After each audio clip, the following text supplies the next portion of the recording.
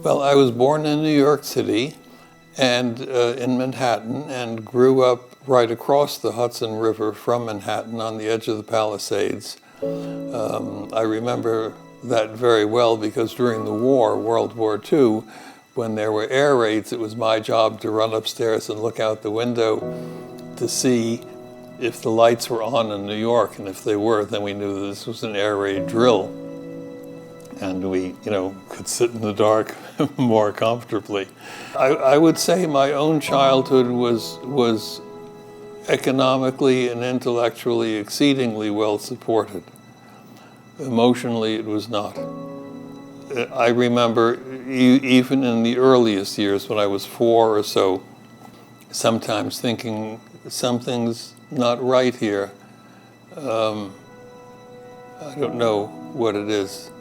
I remember when I was 6, on my birthday, my mother gave me a present. I opened it up and it was Chinese checkers set. And I was exceedingly pleased. And then I realized that you needed another person to play that game. And this was a household where people did not play games. Basically, there was serious work to get done. And somewhere in that realm, I became very interested in trying to understand why things were happening. And I became a big questioner. I remember in 3rd grade, my teacher insulting me in front of the class, saying to me, "Vincent, the trouble with you is you ask too many questions." And I remember thinking that sort of supported my developing idea that grown-ups really weren't very good at doing what they were supposed to know how to do, that was not a right thing for a teacher to say to a little kid. There were a lot of doctors in the family. My father was a doctor, my grandfather was a doctor, my great-grandfather was a doctor, lots of uncles were doctors, our family friends were heavily doctors. It was sort of the thing that everyone I knew, or lots of people that I knew, did. And, it seemed important. One of my grandfathers, my father's father, died long before I was born. He was a physician in New York, an immigrant from rural Italy, and he came here as a pharmacist. And my grandmother, who apparently was a pretty tough character, decided that it would be good for him to go to medical school here, so he did. He died early, leaving her with 7 children to raise. And fortunately, I remember she used to say that she would tell him and people that she didn't want jewelry, she wanted real estate. So when my grandfather died, they owned a number of tenement houses in the Italian Harlem area where they lived.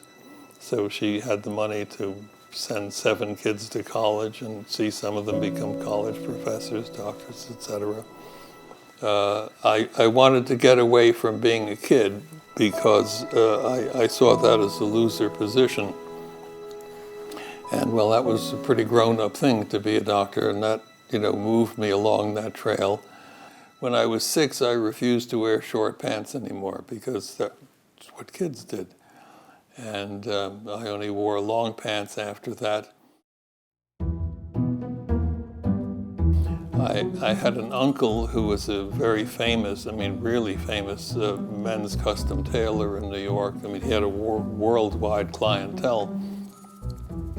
And my cousin, his son, a few years older than I, when he outgrew his custom-made suits, they'd be refitted for me. So as a little kid, I was wearing custom-made suits. I have some photographs of those, and I look back at that and think, my God. There's a 10-year-old kid wearing a custom-made pinstripe suit. I was probably the only kid in grammar school that routinely wore a necktie to class every day.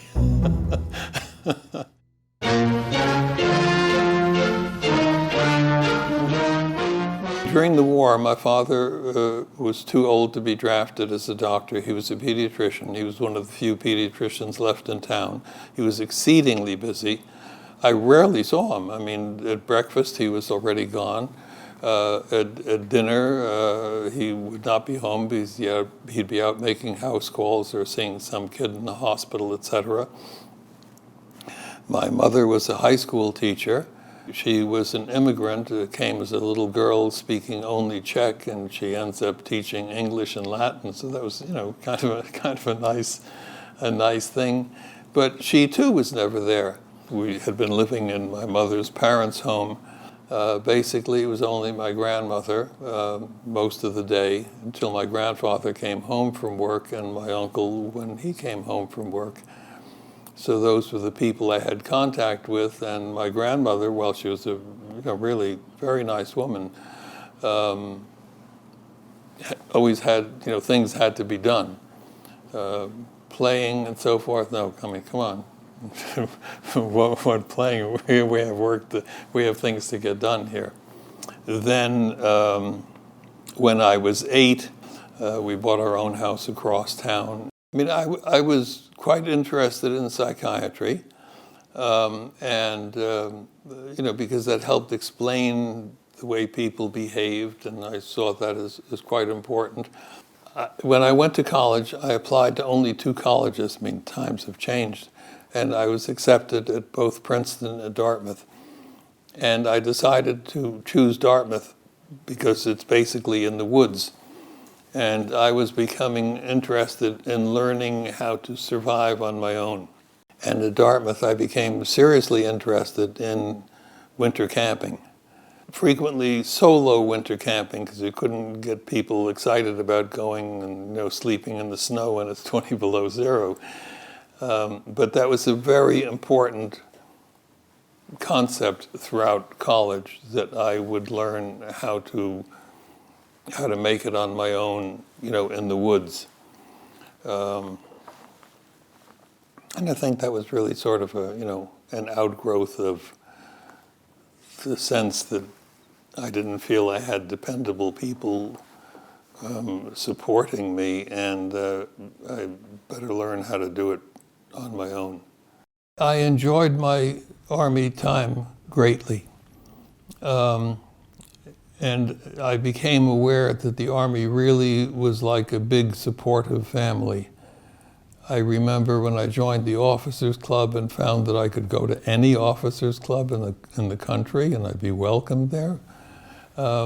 This idea of the Army being a big support system struck me repeatedly.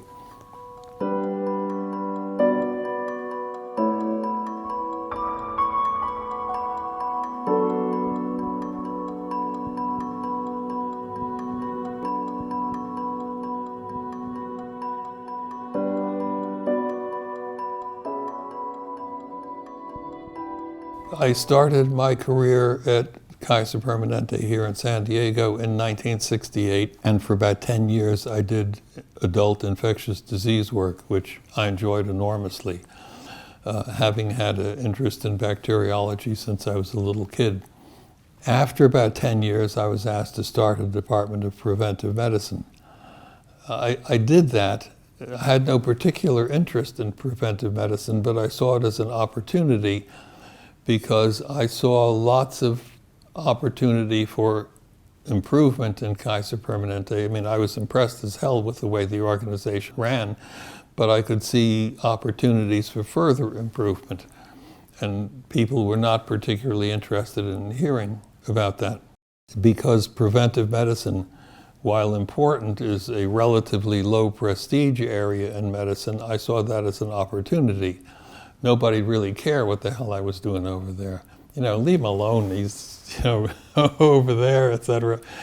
And it turned out that way, to be that way, an enormous opportunity for those reasons. I was sent to Oakland, California, to meet a very interesting physician and an important man in my life, Morris F. Collin, MD. Maury Collin was an electrical engineer before he became a physician. And that gave him a different way of looking at things. Maury memorably said to me one day, when you're analyzing a complex system, it's important to understand that you don't focus only on the manifest problem. You must analyze every aspect of the system, even the pieces that you assume are working normally.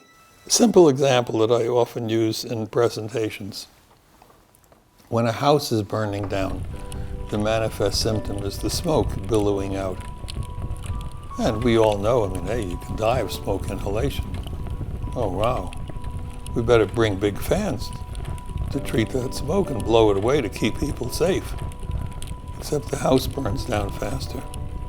Fortunately, fire departments understand that you don't respond to the manifest symptom, you respond to the underlying cause, which typically is not seen. You bring water hoses to put the fire out. And the same thing with medical conditions. Somebody has intractable headaches. Well, fine, we can, treat the headaches with pain medication.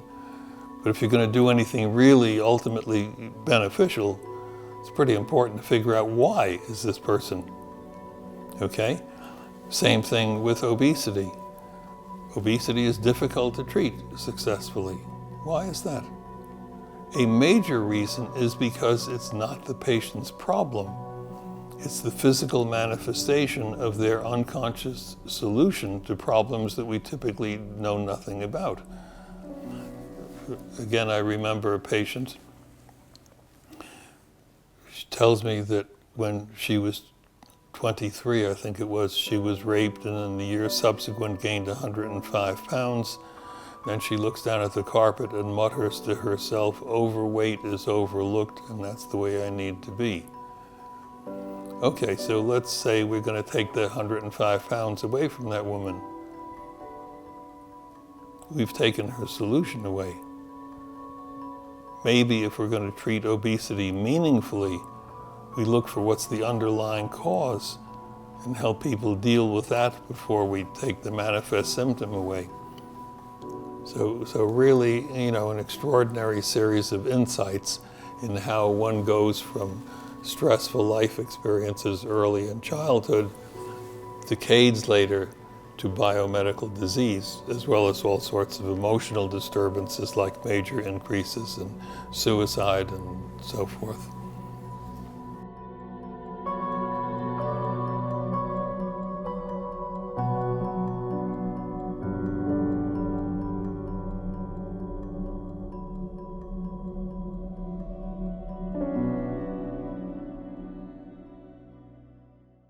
I presented our findings in 286 patients, actually my findings in 186 consecutive people in the obesity program. And then to confirm that I wasn't doing something wrong that I didn't recognize, I got 5 colleagues to interview the next 100 patients. They turned up the same thing. I presented this at a national obesity conference in Atlanta in 1990, was attacked by the audience.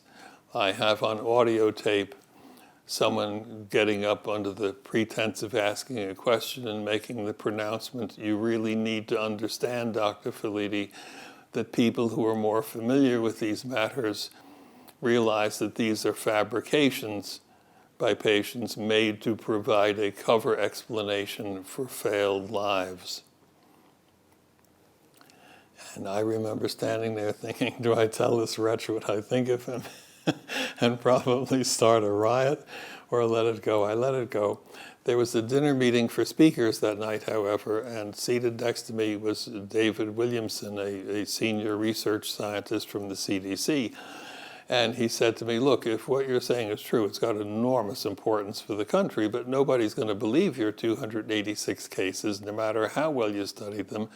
What we need is a large epidemiologically sound study, and from a general population, not some group that you've somehow managed to accumulate."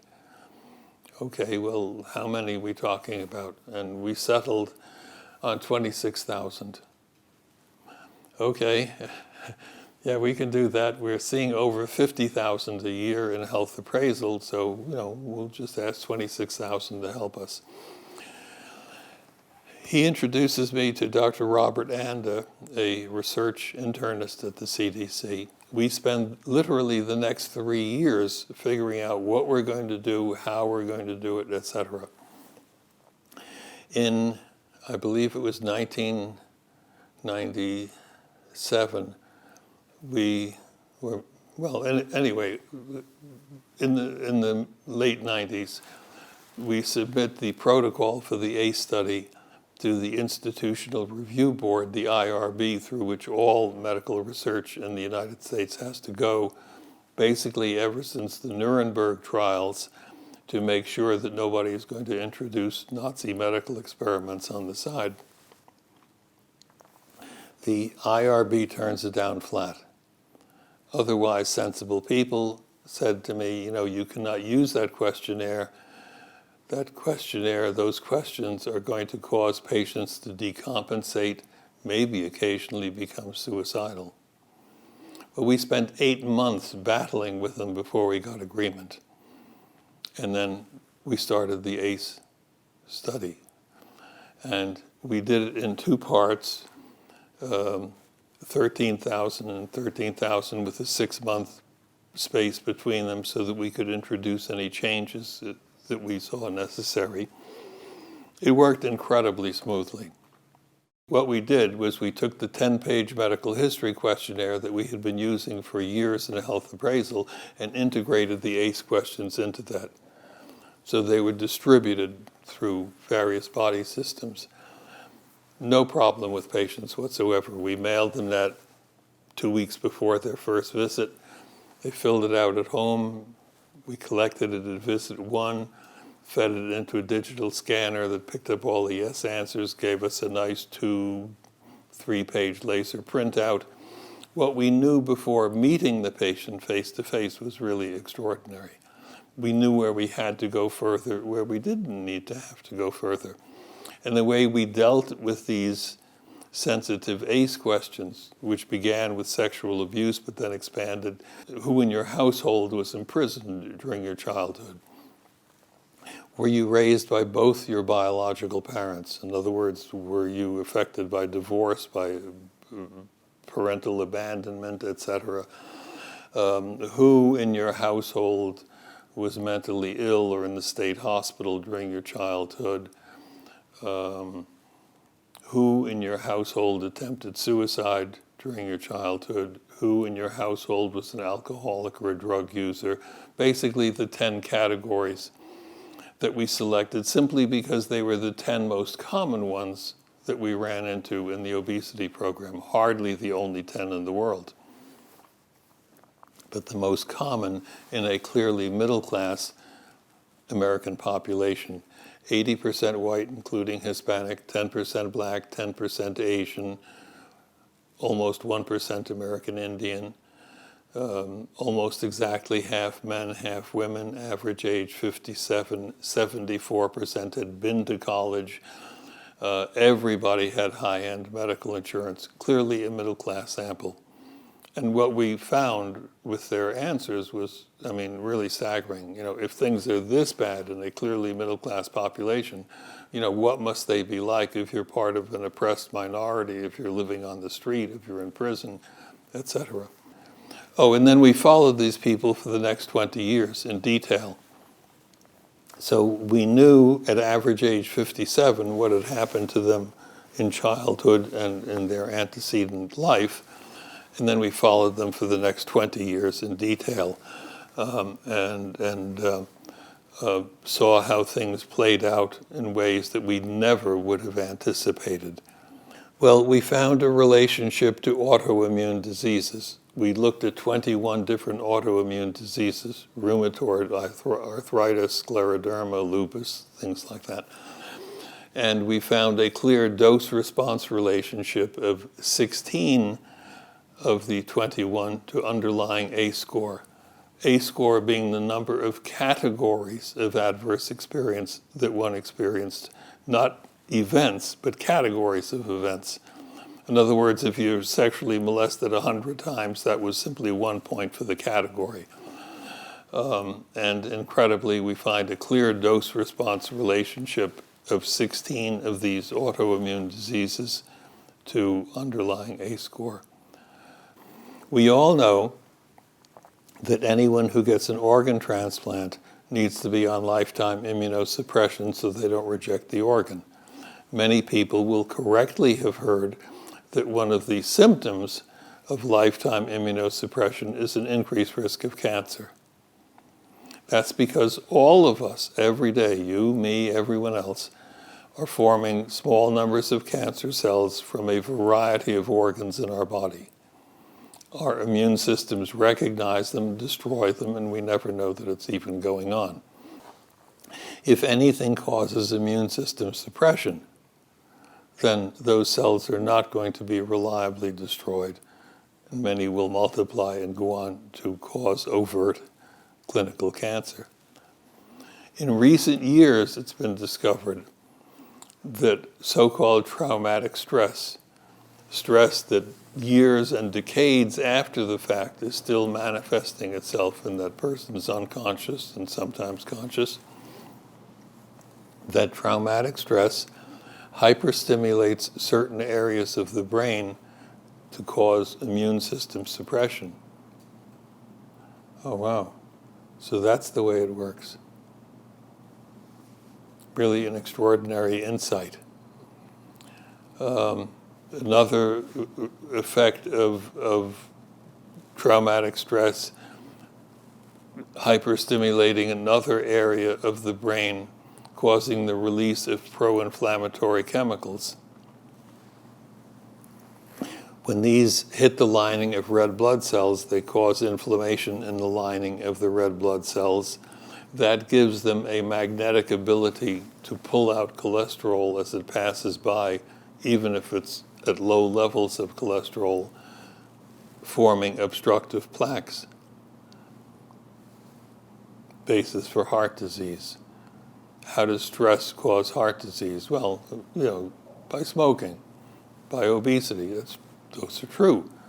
But also by this far more subtle and very serious effect. An interesting insight, everybody knows about statins, the drugs to lower cholesterol and reduce the risk of heart disease. They do that. But in recent years, again, it's been discovered that the main effect of statins is not lowering cholesterol, which they do and which is beneficial. But their main effect is an anti-inflammatory effect to wipe out the inflammatory changes in the lining of blood vessels. So really, an extraordinary series of insights in how one goes from stressful life experiences early in childhood, decades later, to biomedical disease, as well as all sorts of emotional disturbances like major increases in suicide and so forth.